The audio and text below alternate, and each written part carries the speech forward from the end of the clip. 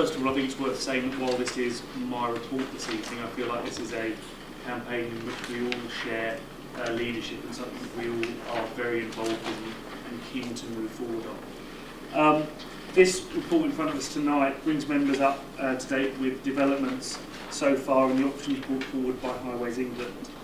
Clearly things have moved on somewhat since this report was published, most notably with the overview and scrutiny sessions yesterday.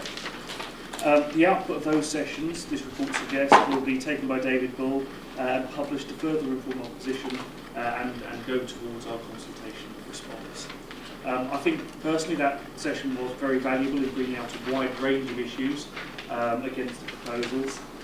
Those included the length of the consultation, the availability of documentation, the impact on communities, the data and assumptions used to underpin the model, the air quality impact that might be involved from the new crossing, and many more, including concerns that if the impact is to take only 14% of traffic away from existing crossings, there doesn't seem to be very much upside there. I think we've seen some remarkable unanimity of purpose across the council on this issue. I do hope that that continues. The report requests in addition £30,000 of extra funding to ensure that the technical and legal work to support our response, and that's important to ensure that we get to the bottom of all of those issues that are raised. I think this is a fight that is, for all of us, incredibly important to all of the communities across Thurrock. I think it's a fight that we need to continue and a fight that we need to win on behalf of Thurrock, and I will therefore move the recommendations as set out in the report. Oliver, thank you. Oliver, thank you. Councillor Gerard Rice. Thank you, Ian. Yes, certainly, Oliver, this is a very welcomed report. And it's good that all political parties in the council are 100% against any question within Thurrock. And I'm talking to residents today within Chapel and Allsett Heath. They're quite clearly they would like to see the route across the Pitsea Marshes explored, which I suppose was the option D again. This would have the opportunity to connect with the A13, the A130, and it is interesting, the A130, Essex County Council have applied to the Government Office, Highways England, to actually put 3 lanes on both sides. And also on the A12, they've also applied for government funding to actually put 3 lanes on sections of the A12. Now, if we follow that route down, this would also lead on to the A120, the M11 and the A14, which incidentally goes to Birmingham, where I'm told by DP World that quite a lot of their traffic goes.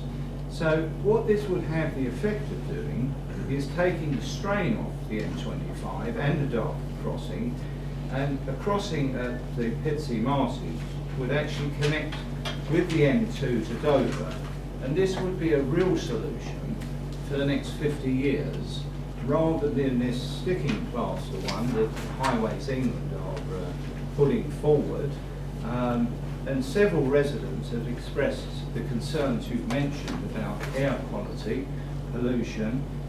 The last thing we want to do is sentence all our population, it includes our young children, our grandchildren, our elderly population, and everyone everyone actually in this room that live in Thurrock, to bronchial and asthma conditions. So I have urged the residents of Chadwell and Allsett Heath, along with Councillor Barbara Rice, there's a letter being delivered as we speak, to actually fill in the questionnaire, which is very important, whether it's online or a letter going to Highways England, and also writing to the Prime Minister, David Cameron at 10 Downing Street, because after all said and done, it is Mr Cameron that can actually change this policy. He is the one individual, and we've seen how he can change policy, in particular when it comes to Heathrow Airport. Suddenly it's gone back in the long grass. I wonder why. Is it something to do with the mayoral elections in May of this year? Sooner or later we have to have a crossing further down the river so that it can take the whole of the eastern England traffic away from the M25. And I conclude my remarks on that, Leader. Gerard, thank you. Councillor Barbara Ross. Just very quick note, Leader, that with all of the politicians, all of the councillors all standing more or less united together on the vote no against the lower Thames Crossing, it's really nice that politics is now out of the window, according to most people, and our residents can truly see the value in community politicians representing them and knowing that we take our responsibilities very seriously. Thank you. Councillor Spate.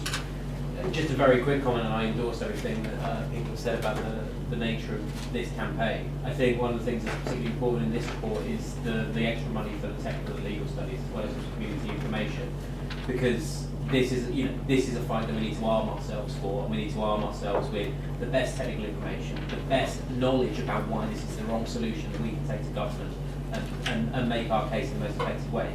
That doesn't include people filling in the questionnaires, and I think everyone in the borough who has an interest in this, which is everyone in the borough, should fill in that consultation.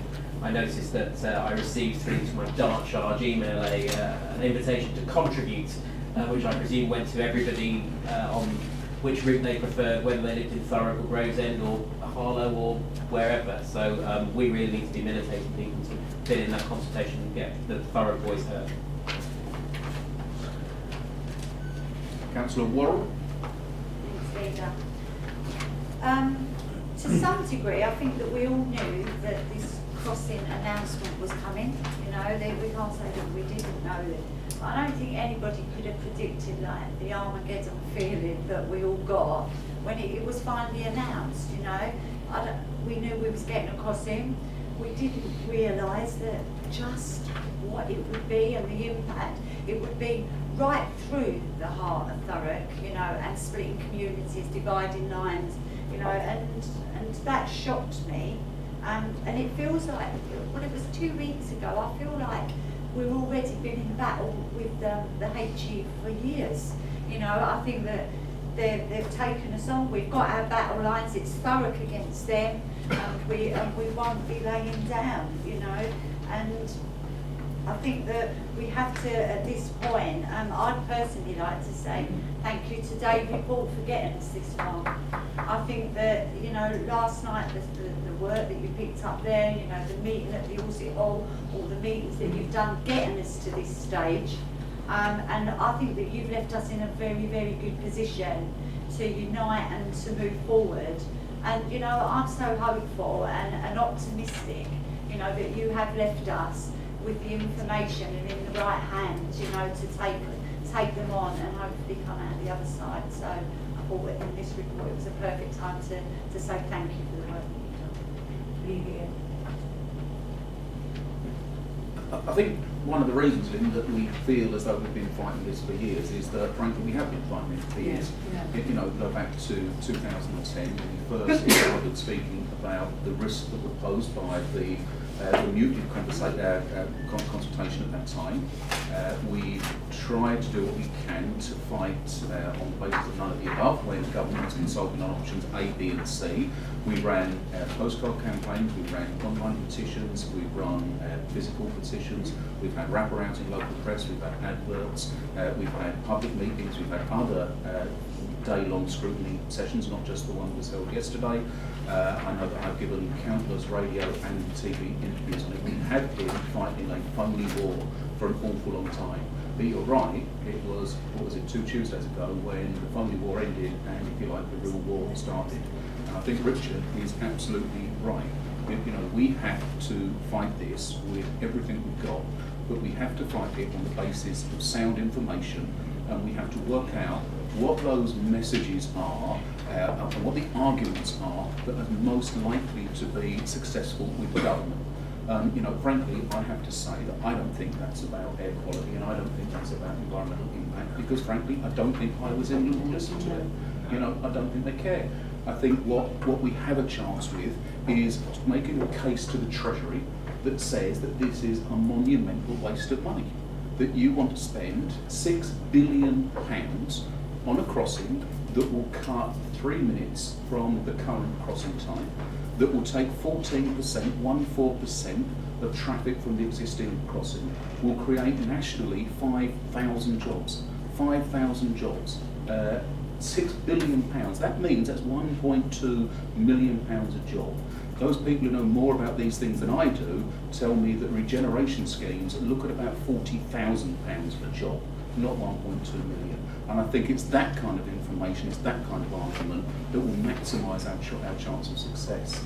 That's why I'm pleased that we have found a sum of money to do some real work. We've engaged consultants that are experts in looking at the economics of highway schemes and the regeneration impact of highway schemes. They're doing a quick piece of work, so it should be finished in the next 2-3 weeks, but certainly before the end of the consultation period, so that we can respond fully, we can let the community have the headlines from what our consultants tell us, so that they too are armed with the best possible arguments to go back and make the case to government.